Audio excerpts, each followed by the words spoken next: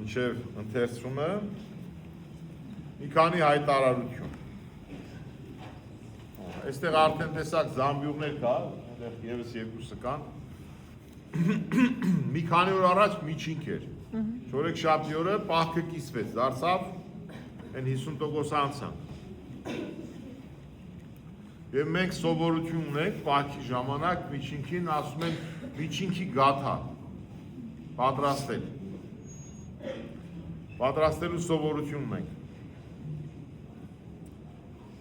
Մեր տիկնասմիությունը հատուկ պատրաստել է, որ բոլորս էլ վերջում, երբ որ խաչի կամփուրենք դուրս կգան,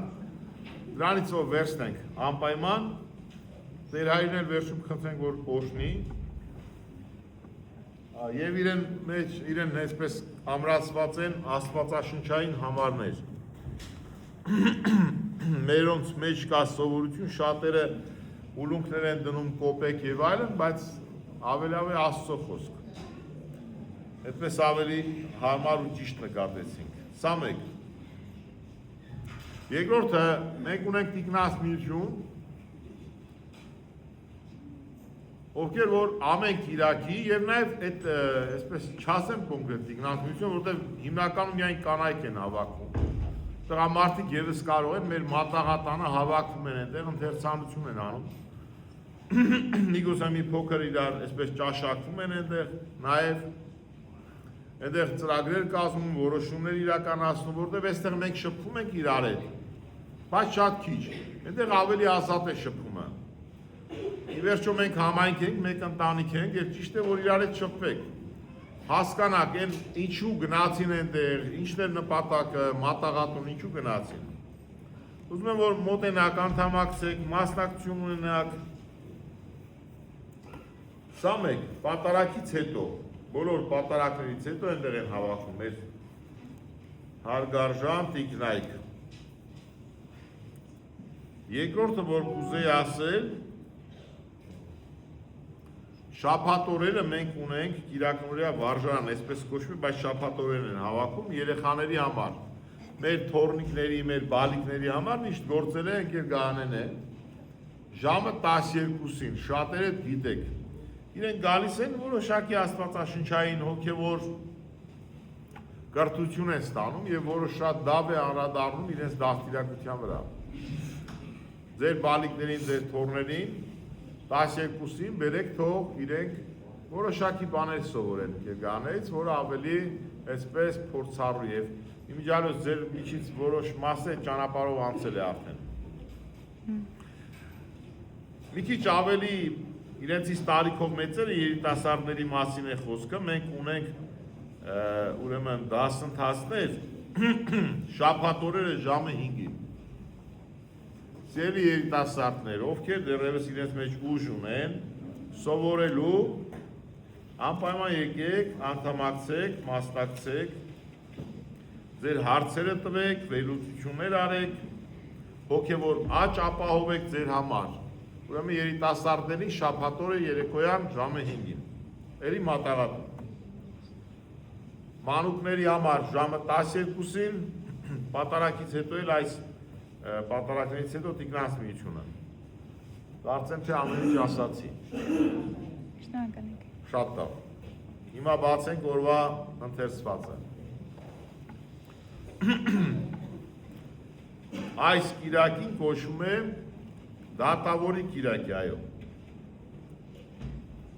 Քրիստոս խոսում էր առակներով ավելի ընկալելի է լինում։ Ասում է մի առակ էլ ասաց նրանց այն մասին, թե նրանք ամեն ժամ պետք է աղոթեն ու չձանձրանան։ Աղոթել եւ չձանձրանալ։ Եվ ասում է. մի քաղաքում մի դատավոր կար, Աստծուց չէր վախենում եւ մարդկանցից չէր ամաչում։ Այս այնքան վատ բնութագիր է, շատ վատ։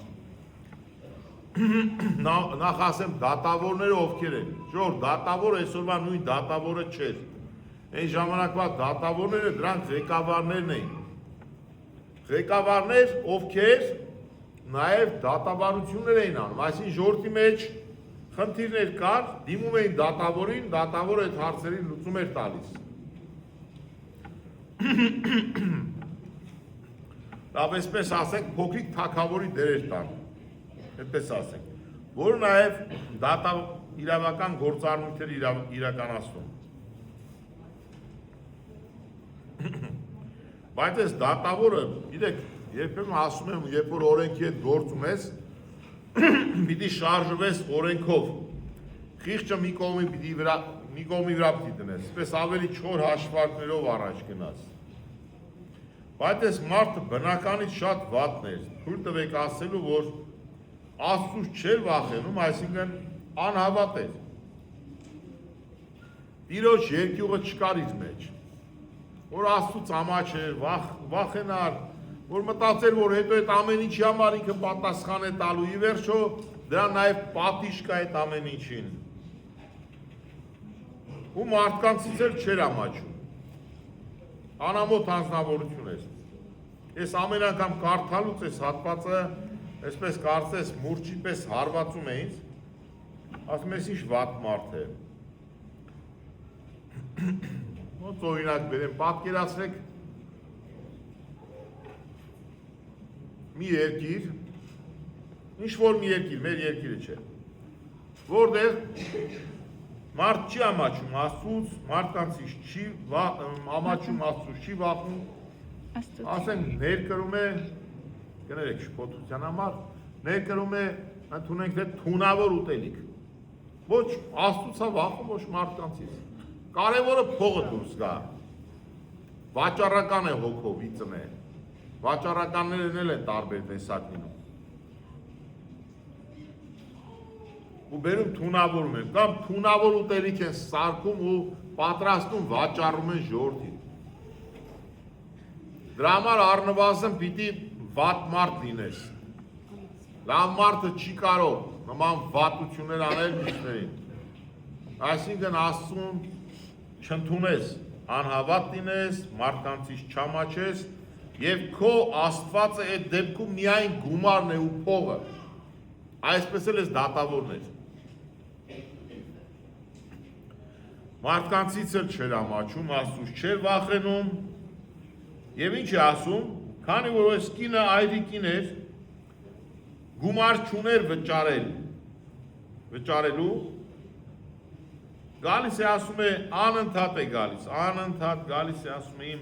թշնամի ունեմ, ինձ նեղացնում են, իրեն դեմ դատը տես։ Դատավորը երկար ժամանակ չէր ուզում։ Ինչու չէր ուզում, որտեղ շահ չուներ։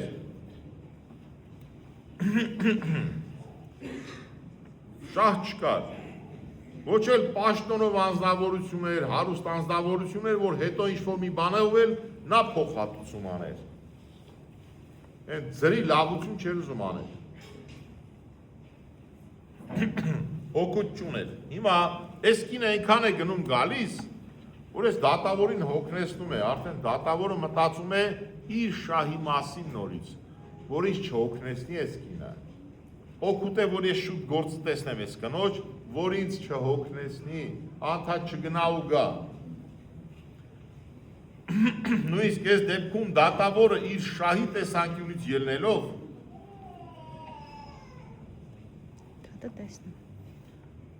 ստիպված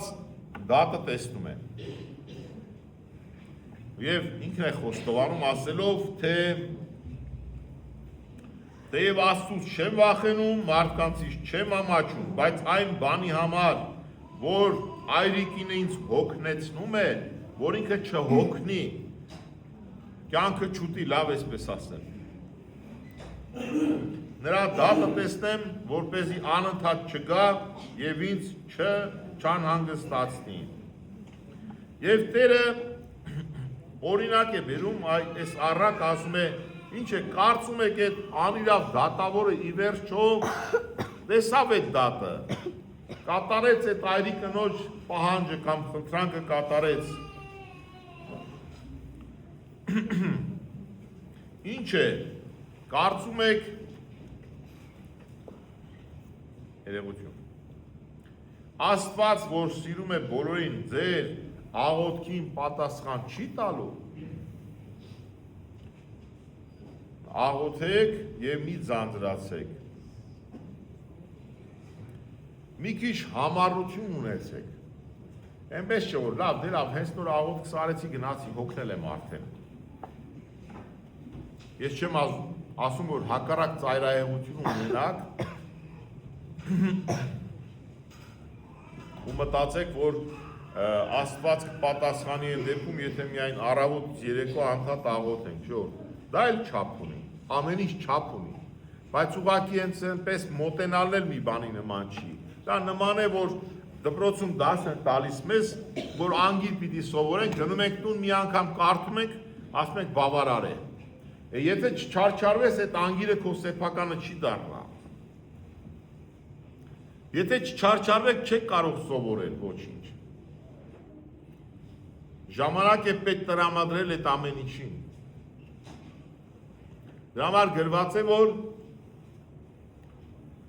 քո քրտինքով պիտի վաստակես քո հացը։ Ոչինչ հենց այնպես չի ստացվում։ Այսօրվա սերունդը ներողություն եմ խնդրում, սիրելի երիտասարդներ, միգուցե մեր սերունդը ավելի հին սերունդ է, բայց այդ ձեր պատկերացումները շատերի, որ կարծում են ինտերնետում ինչ-որ վիդեոներ դնելով, շատ դիտումներ հավաքելով գումար են վաստակում, դրանք բացառիկ մարդիկ են։ Այդ ձրի կամ հեշտ փող աշխատելու ձևը ոչ միշտ է արդյունք տալիս, կամ շատ քիչ արդյունք է տալիս, և մարդկանց տանում է դեպի ծուլություն։ Այստեղ էլ Աստված ասում է, անդադար աղոթեք, այսին ավելի հաճախ, ավելի շատ աղոթք արեք։ Ներողություն։